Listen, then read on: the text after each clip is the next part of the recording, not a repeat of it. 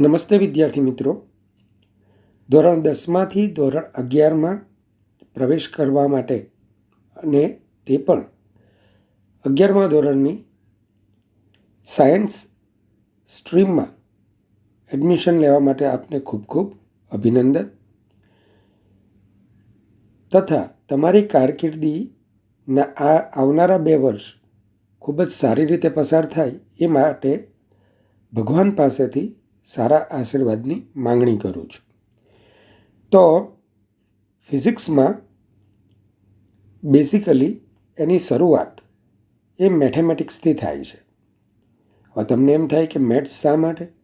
તો કે ફિઝિક્સ તમે જે 9મા 10મા ધોરણમાં ખાસ કરીને જે 9મા અને 10મામાં જે તમે ફિઝિક્સના ચેપ્ટર્સ જે ભણ્યા છો એ માટે હવે એના ગહન અભ્યાસ માટે, એના થરલી અભ્યાસ કરવા માટે તમારે મેથ્સની જરૂરિયાત ઉદ્ભવે છે.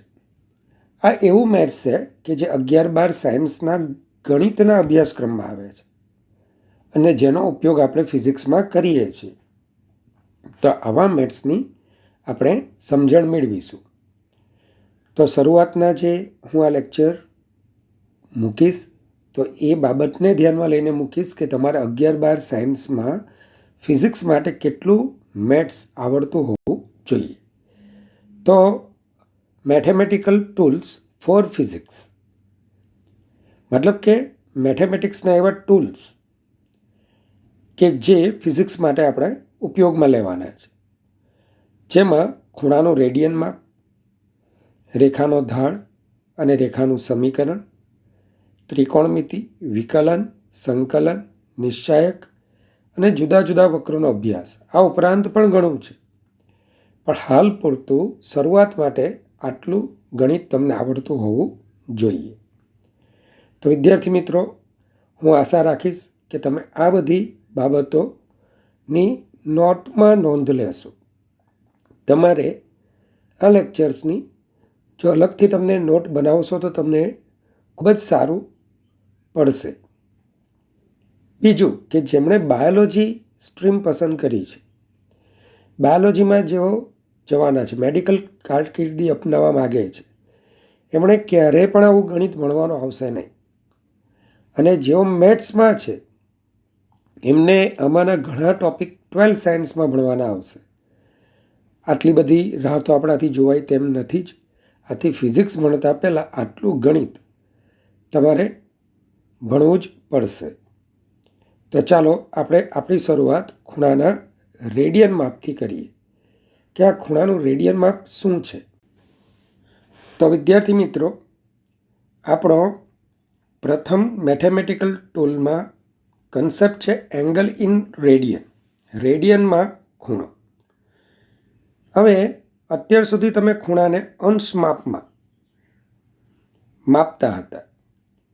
ખૂણાનું અંશ માપ એ કાલ્પનિક માપ છે. હવે તમને ક્વેશ્ચન થાય કે આ કાલ્પનિક માપ શું છે? શું તમે કલ્પના કરીને ખૂણો લખી દેતા હતા? તો આપણે આ શબ્દ સમજવો પડશે અને તેને વ્યવહારિક માપનની સગવડતા ખાતર વિકસાવવામાં આવેલો છે. ચાલો વાક્યની સમજણ મેળવીએ. તો કે અત્યાર સુધી તમે જે ખૂણાઓનો અભ્યાસ કરેલો, તો ખૂણાઓનો ખ્યાલ કેવી રીતે આવ્યો? તો કે તમને મેં 2 રેખાઓ કે જેને આપણે અત્યારે એક્સ અક્ષ અને વાય અક્ષ તરીકે ગણીએ, જો આ રીતે રેખાઓ પરસ્પર છેદતી હોય કે જેને તમે લંબ રેખાઓ બોલો છો, તો વૈજ્ઞાનિકોએ નક્કી કર્યું કે આ 2 જે રેખાઓ છે પરસ્પર ક્રોસ્ડ હોય, મતલબ કે લંબ હોય, તો તેમની વચ્ચેના ખૂણાને 90° આવું નામ આપવું, 90 ડિગ્રી એવું નામ આપવું. જો બરાબર એની મધ્યમાંથી જો કિરણ તમે દોરો તો 90°ના 2 ભાગ થશે અને ત્યાં 90°ના અડધા ભાગને આપણે 45° એવું નામ આપીએ. જો આ રીતે સંપૂર્ણ સ્કેલ 0 થી 90ને સરખા ભાગોમાં વહેંચવામાં આવે તો 0 ડિગ્રીથી 90 ડિગ્રી સુધીના ખૂણાઓ મળે. જો આ ખૂણાઓ વધારવામાં આવે તો 0 ડિગ્રીથી 90 ડિગ્રી, 180 ડિગ્રી. ત્યારબાદ હજુ ખૂણાને વધારીએ તો બીજા 90 અંશ ઉમેરાતા 270 ડિગ્રી, અને હજુ ખૂણાને વધારીએ તો 360 ડિગ્રી. આ રીતે તમે ભણતા હતા.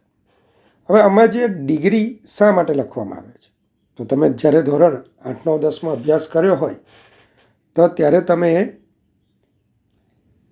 આ ક્વેશ્ચન પૂછ્યો જશે કે શા માટે 90ની ઉપર જ્યાં ડિગ્રી છે આ રીતે તમે લખો છો, શા માટે લખો છો? તો આવું જ્યારે પણ લખાય તો એ માનવું કે આપણી વ્યવહારિક સગવડતા ખાતર માપન કરાયેલો ખ્યાલ છે, માપનમાં આવેલો એક ખ્યાલ છે. મતલબ શું, તમને હજુ પણ સમજ ન પડશે તો બીજા એવા કઈ જગ્યાએ તમે ડિગ્રીનો સિમ્બોલ જુઓ છો? તો કે તમે તાપમાનનું માપન કરો છો કે ભાઈ આજે સુરત શહેરનું તાપમાન 30 ડિગ્રી સેલ્સિયસ, તો ત્યાં પણ એક ડિગ્રીનો સિમ્બોલ આવે છે. અથવા ડૉક્ટર જ્યારે તમારા શરીરનું તાપમાન માપે છે, શરીરના તાપમાનનું માપન કરે છે,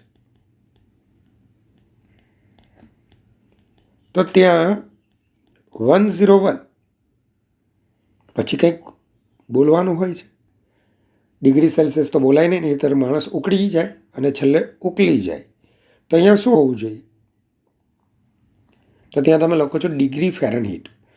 પણ વિદ્યાર્થી મિત્રો, તમે નિરપેક્ષ શૂન્ય તાપમાન આનો ખ્યાલ કદાચ મેળવ્યો હશે તો ત્યાં તમે 0 કેલ્વિન લખો છો. ખ્યાલ છે તમને? ત્યાં કોઈ ડિગ્રી લખાતી નથી. તો આ છે તાપમાનનું વાસ્તવિક માપક્રમ.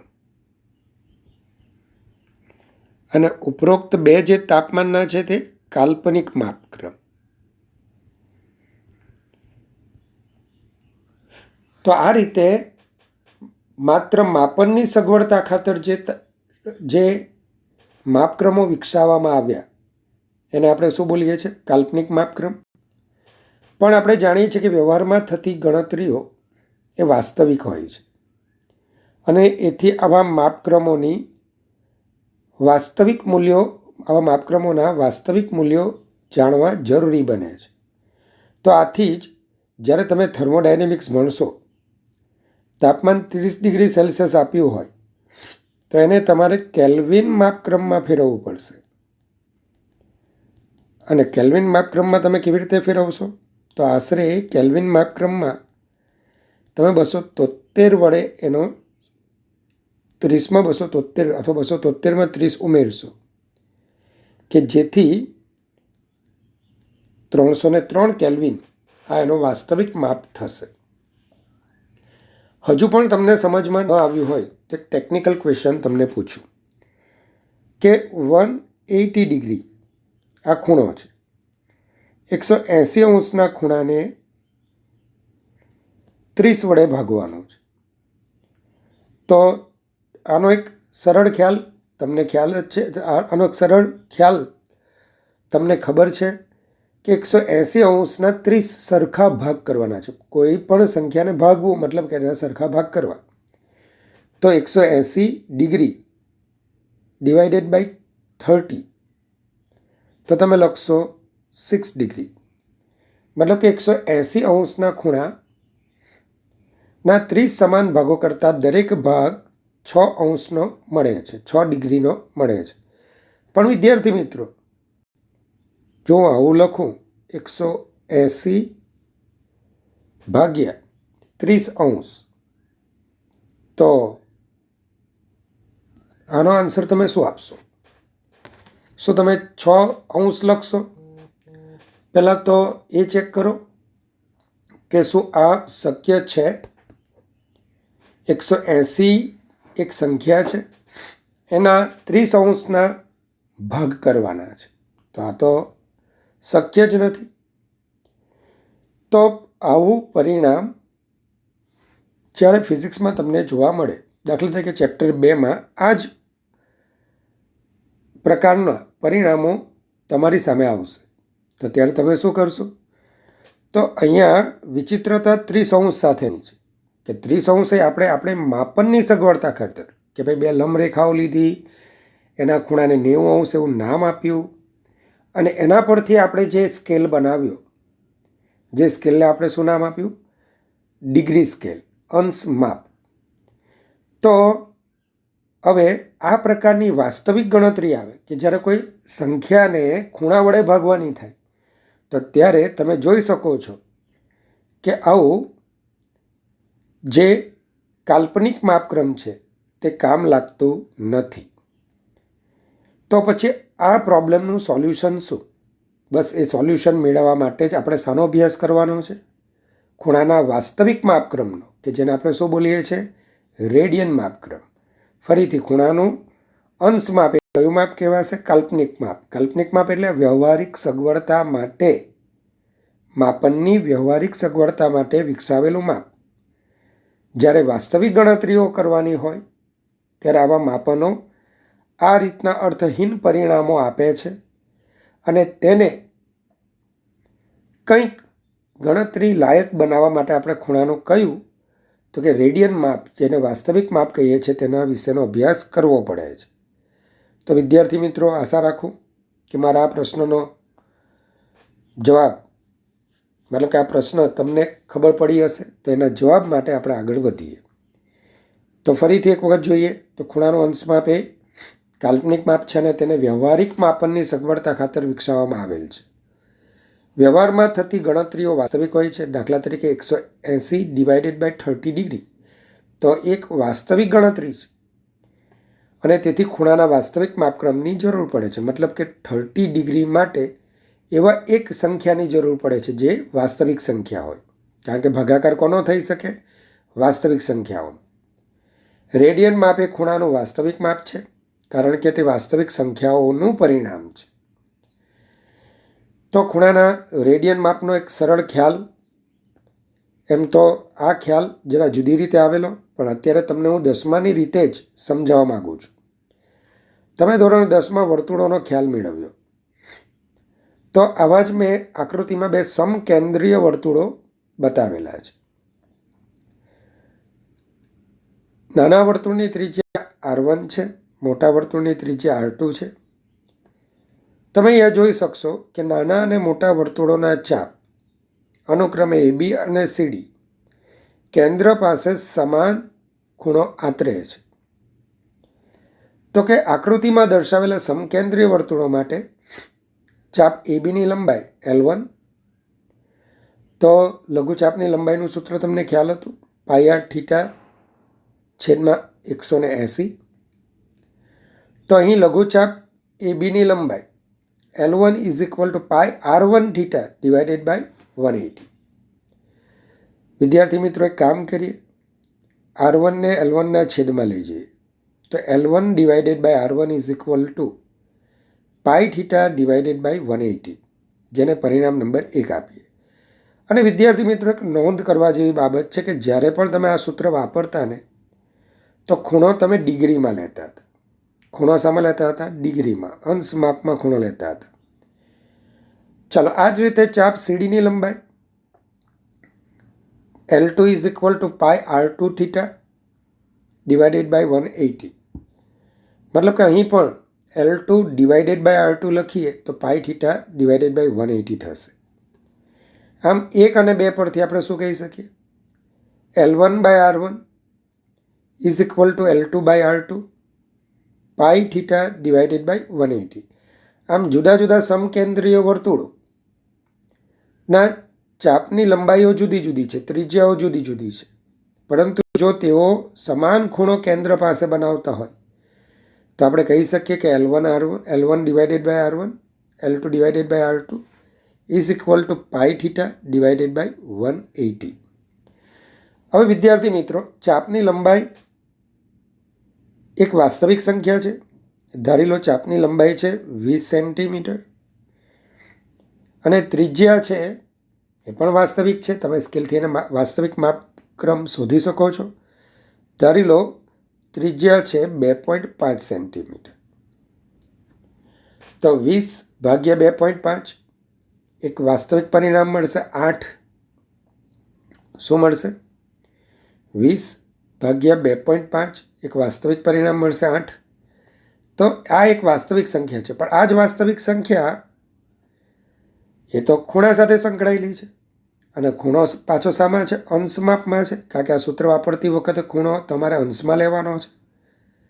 તો એનો મતલબ કે અંશના ખૂણાને જો પાઈના છેદમાં 180 સાથે ગુણીએ, ફરીથી અંશના ખૂણાને પાઈના છેદમાં 180 સાથે ગુણીએ તો મળતું પરિણામ એક વાસ્તવિક સંખ્યા છે. અને આ જ વાસ્તવિક સંખ્યાને આપણે ખૂણાનું શું કહીએ છીએ? રેડિયન માપ. આને જ આપણે ખૂણાનું શું કહીએ છીએ? રેડિયન માપ. હવે આ ખૂણાના રેડિયન માપનો એકમ શું? તો સેન્ટીમીટર ભાગ્યા સેન્ટીમીટર. તમને ખ્યાલ હશે કે કિલોગ્રામ ડિવાઇડેડ બાય કિલોગ્રામ. તો આ એકમો એકબીજાને કેન્સલ કરશે.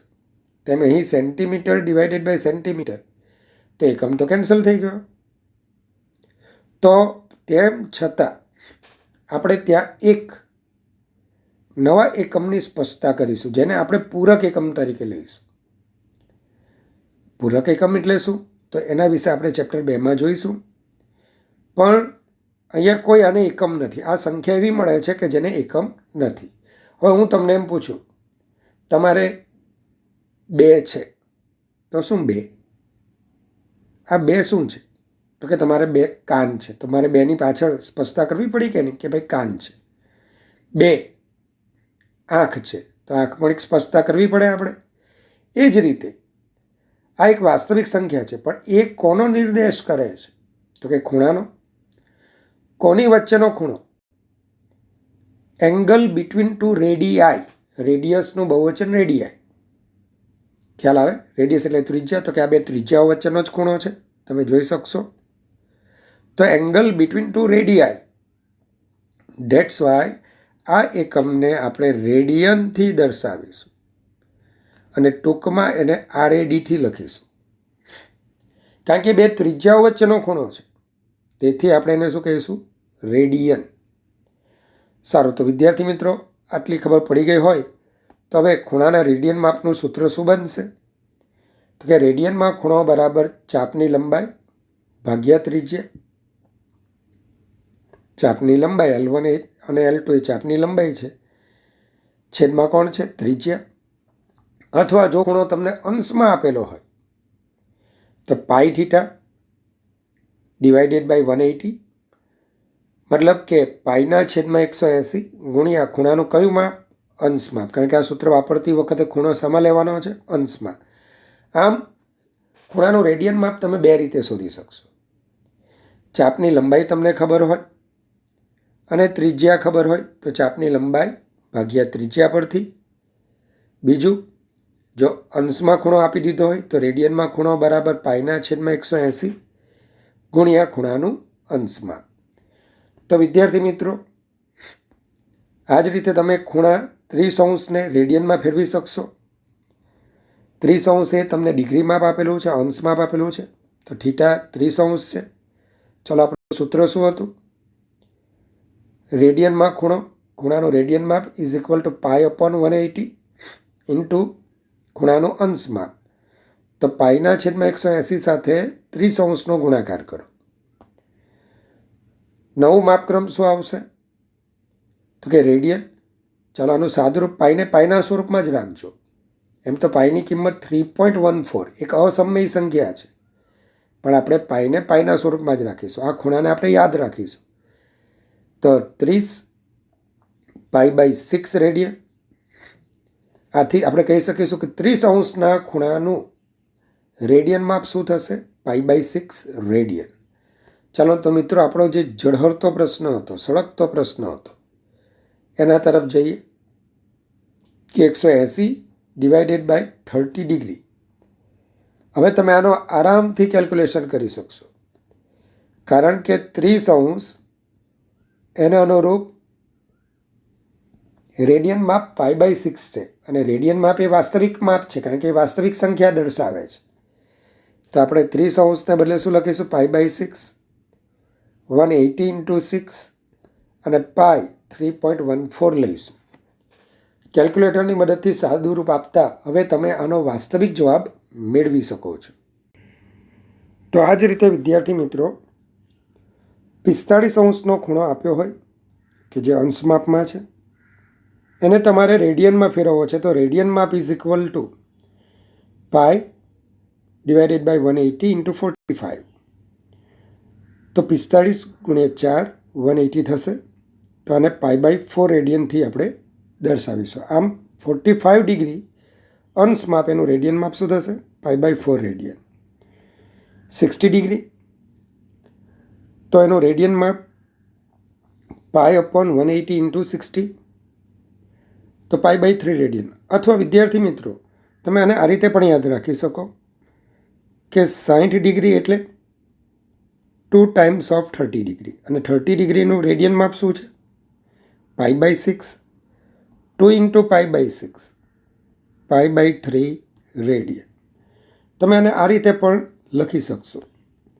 આ જ રીતે 90°. તો સૂત્ર મુજબ તમે ગણતરી કરતાં 90° માટે π/2 રેડિયન હશે, અથવા 90° 2 ટાઈમ્સ 45°, 2 ઇન્ટુ π/4 રેડિયન. આથી આપણે શું લખીશું? π/2 રેડિયન. તો આમ ઝડપથી તમે અમુક બેઝિક ખૂણાઓના રેડિયન માપ યાદ રાખીને એનાથી મળતા ગુણાંકમાં મળતા ખૂણાઓના રેડિયન માપ સરળતાથી લખી શકશો. દાખલા તરીકે 120°. તો 60°નું રેડિયન માપ π/3. તો 60 ઇન્ટુ 2. તો π/3 ઇન્ટુ 2. તો શું આવશે? 2π/3. તો 120°. તમે સૂત્રની મદદથી મેળવો અથવા ડાયરેક્ટ તમે π/3 × 2 2π/3 રેડિયન આવું લખી શકશો. આ જ રીતે 135°. તો સૂત્ર મુજબ પાઈ ડિવાઇડેડ બાય 180 ઇન્ટુ 135 3π/4 રેડિયન, અથવા 45 ઇન્ટુ 3. તો 45નું રેડિયન માપ શું છે? તો 45નું રેડિયન માપ છે π/4. 45 માટે આપણે π/4 લખેલું. તો 45 ઇન્ટુ 3 135. તો જમણી બાજુ પણ 3 વડે ગુણો તો 3π/4 રેડિયન. આ જ રીતે વિદ્યાર્થી મિત્રો 180° માટે પાઈ રેડિયન આવશે. 90° એટલે π/2 રેડિયન. તો 90 × 2 180. તો π/2 ઇન્ટુ 2 શું થશે? પાઈ રેડિયન. 225. તો 225. તો π/180 ઇન્ટુ 225 આપણું રેડિયનમાં 5π/4, અથવા 225. તો 45 ઇન્ટુ 5 કરો ને તો 225 થાય. 45° માટે રેડિયનમાં π/4. તેના 5 ગુણાકાર કરતાં 5 સાથે ગુણાકાર કરતાં 5π/4 રેડિયન થશે. 270. હવે ડાયરેક્ટ બોલજો, સૂત્રથી તો તમને ગણતા આવડી જ ગયું હશે. તો 90° ગુણ્યા 3 270° થાય. 90° એટલે π/2 ઇન્ટુ 3 3π/2 રેડિયન. 315°. તો 315° માટે સૂત્રની મદદથી 7π/4, અથવા તમે 45° ઇન્ટુ 7 કરો. તમે 45° ઇન્ટુ 7 તો 315° થશે. આથી 315°ને તમે 7π/4 રેડિયનથી પણ દર્શાવી શકશો. આ જ રીતે 360°. તો 180° માટે પાય આવેલું. તો 180° ઇન્ટુ 2 360°, મતલબ કે પાઈ ઇન્ટુ 2 2π રેડિયન. તો વિદ્યાર્થી મિત્રો આ એવા મૂલ્યો છે કે જે તમને ભવિષ્યમાં મોડે હોય તેટલું વધારે સારું. ચાલો તો થોડા કોમ્પ્લિકેટેડ પ્રશ્નો તરફ જઈએ. બીજો ક્વેશ્ચન છે 17π/4 રેડિયન માપને અંશ માપમાં ફેરવું. તો આપણું સૂત્ર છે કે ખૂણાનું રેડિયન માપ is equal to pi divided by 180 into ખૂણાનું અંશ માપ. તો ખૂણાનું અંશ માપ એને કરતાં બનાવી દો. 180 ડિવાઇડેડ બાય પાઈ ઇન્ટુ ખૂણાનું રેડિયન માપ. તો 180 ડિવાઇડેડ પાઈ ઇન્ટુ 17π/4 ડિગ્રી. જેવું માપક્રમ બદલાય એટલે એનો ઉલ્લેખ કરવો અનિવાર્ય છે.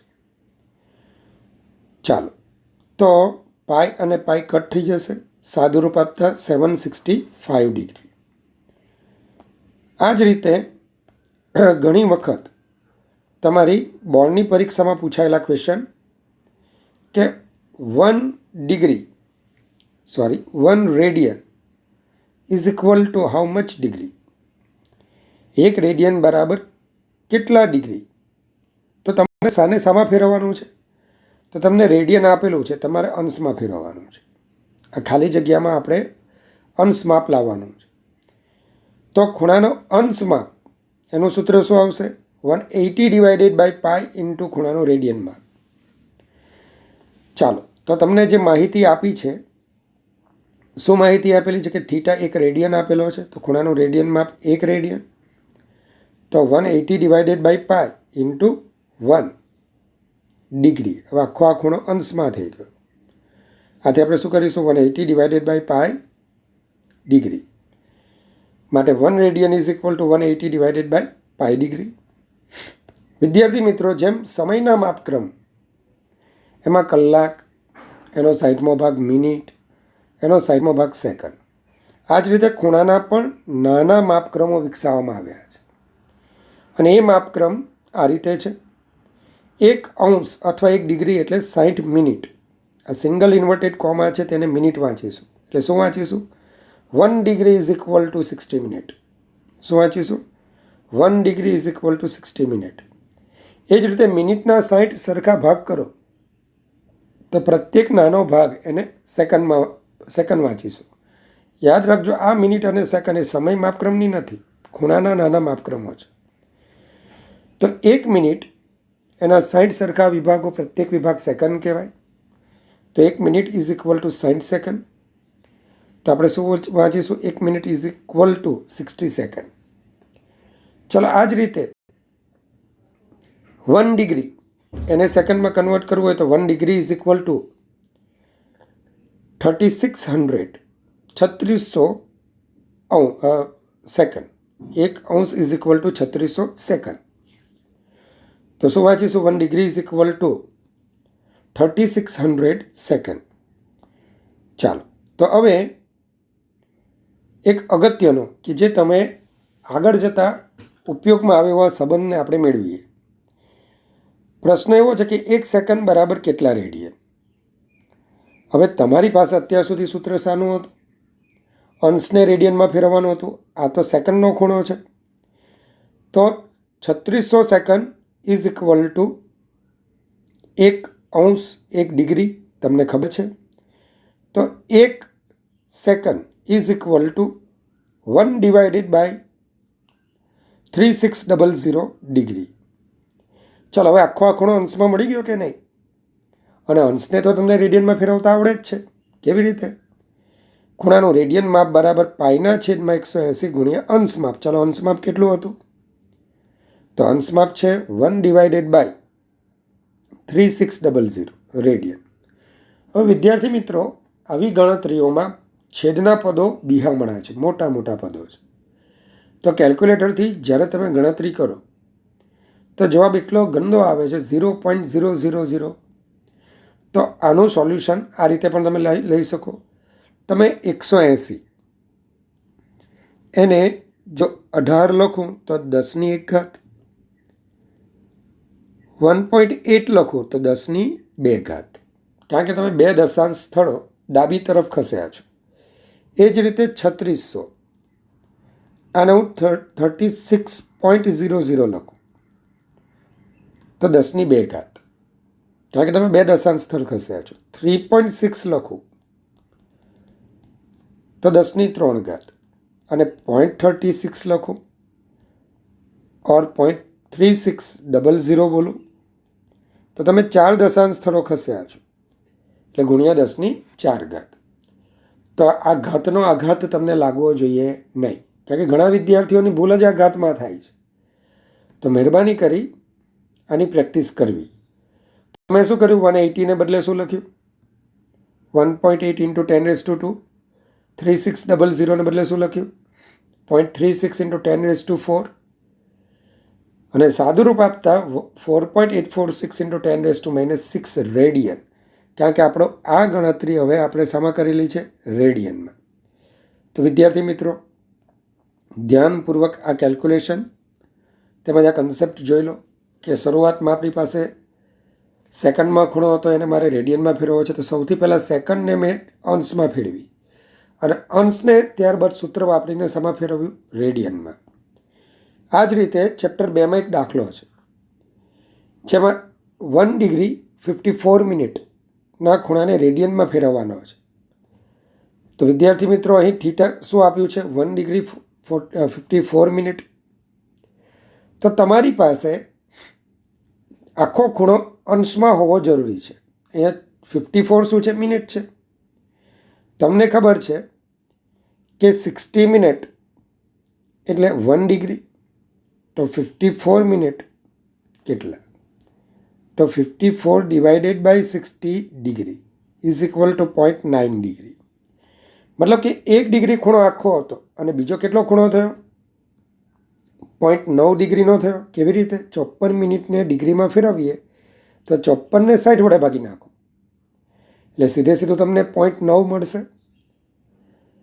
તો 0.9 ડિગ્રી બીજી એડિશનલ ડિગ્રી તમે આમાં ઉમેરી દો તો ટોટલ ડિગ્રી કેટલી થઈ ગઈ? 1.9 ડિગ્રી. ઓકે, તો હવે આખો આ ખૂણો અંશમાં આવી જતા આપણું સૂત્ર રેડી જ છે. કયું? પાઈ ડિવાઇડેડ બાય 180 ઇન્ટુ 1.9 રેડિયન. જેવો માપક્રમ બદલો, અહીંયા અંશ હતું, અહીંયા રેડિયન લખવું ફરજિયાત છે. તો વિદ્યાર્થી મિત્રો, પાઈની કિંમત આશરે 3.14 આપણે લઈએ છીએ.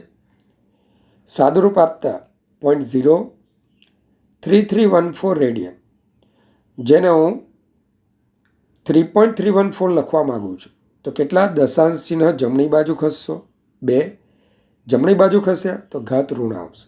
તો ઇન્ટુ 10⁻²² રેડિયન. થોડો અઘરો કોમ્પ્લિકેટેડ પ્રશ્ન આપણે જોઈ લઈએ કે જેમાં 11 ડિગ્રી 15 મિનિટ 36 સેકન્ડના ખૂણાને રેડિયનમાં ફેરવો. તો આને કેવી રીતે ફેરવવું? તો આપણો આખો ખૂણો અંશમાં નથી, તો આપણે અંશમાં લાવવો પડશે. તમને ખબર છે કે 60 સેકન્ડ એટલે 1 મિનિટ, તો 36 સેકન્ડ કેટલી? તો જો 36ને 60 વડે ભાગશો ને, 36ને તમે કોના વડે ભાગશો? 60 વડે, તો 0.6 મિનિટ તમને મળશે. મતલબ 15 મિનિટ તો હતી જ, બીજી કેટલી આવી? 0.6. મતલબ કે ટોટલ મિનિટ કેટલી થઈ ગઈ? 15.6. હવેનો દાખલો આગલા દાખલા મુજબ થઈ ગયો. 15.6 મિનિટને ડિગ્રીમાં ફેરવવું છે, તો શાના વડે ભાગશો? 60 વડે. તો 15.6 minute is equal two 0.26 degree. Total 11 degree હતી જ, 15.6 મિનિટને અનુરૂપ કેટલી ડિગ્રી આવી? 0.26. તો 11.26 ડિગ્રી. હવે આખો ખૂણો ડિગ્રીમાં થઈ ગયો, અંશમાં થઈ ગયો. સૂત્ર તૈયાર જ છે. કયું? પાઈ ડિવાઇડેડ બાય 180 ઇન્ટુ 11.26 રેડિયન. તો આ રીતે તમે થીટા ઇઝ ઇક્વલ ટુ પાઈની કિંમત 3.14 લઈ theta is equal two 0.1964 radian મેળવી શકશો. થોડા અઘરા દાખલા તરફ જઈએ. તો રેડિયનને હવે તમારે અંશ, મિનિટ અને સેકન્ડમાં ફેરવવું છે. તો અહીં 1.5732 જે રેડિયન માપ તમને આપ્યું છે એને તમારે અંશ, મિનિટ અને સેકન્ડમાં ફેરવવાનું છે. ચાલો, તો થીટા રેડિયનમાં છે. સૂત્ર શું હશે? રેડિયન અંશમાં ફેરવવાનું સૂત્ર શું? 180/પાઈ ગુણ્યા રેડિયનમાં. ફરીથી અંશ માપ is equal to 180 divided by pi into radian માપ. ચાલો, પાઈ 3.14 લઈ જરૂરી ગણતરી કરતાં તમને આખો ખૂણો શામાં મળ્યો? તો કે અંશમાં મળ્યો. પણ મારે તો મિનિટ અને સેકન્ડમાં પણ ફેરવવું છે. ચલો, કેટલી ડિગ્રી આખી ડિગ્રી છે? તો કે 90 ડિગ્રી. ઓકે, તો 0.1834 જે ડિગ્રી છે, જો એને તમે 60 વડે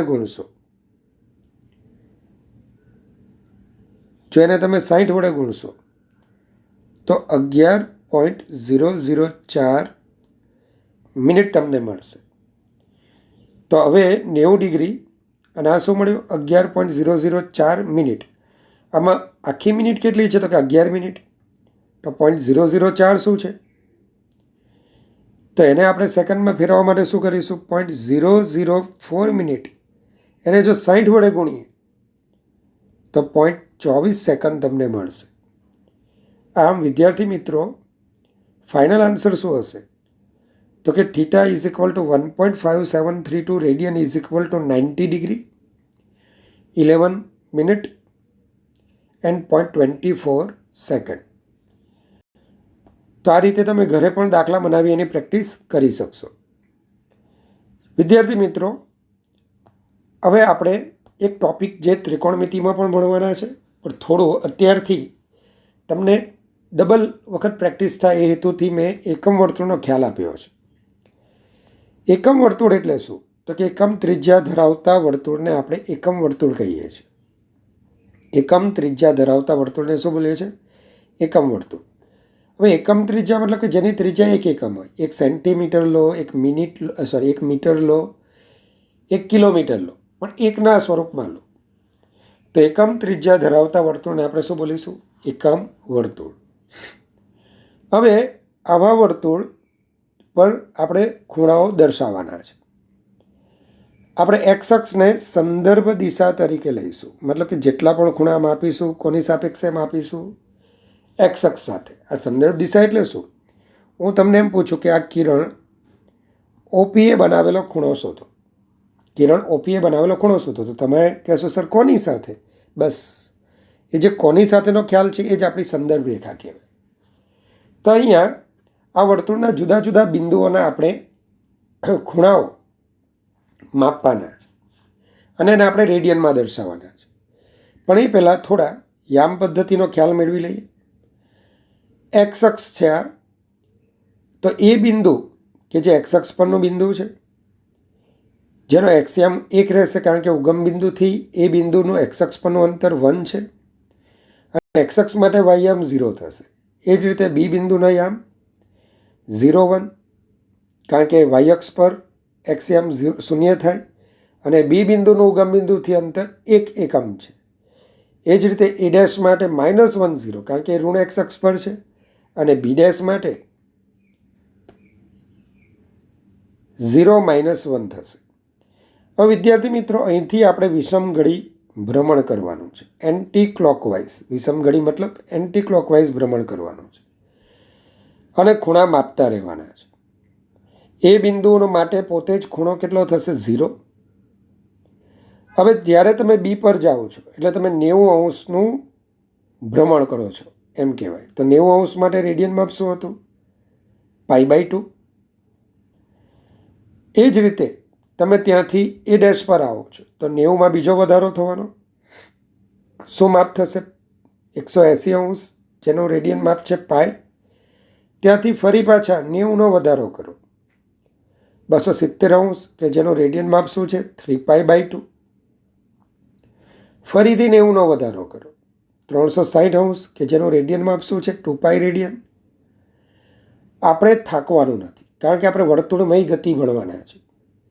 વર્તુળમય ગતિમાં આપણો પદાર્થ વર્તુળાકાર માર્ગ પર સતત ને સતત ગતિ કરતો રહેશે અને એનું સ્થાન ખૂણાઓની મદદથી આપણે બતાવીશું.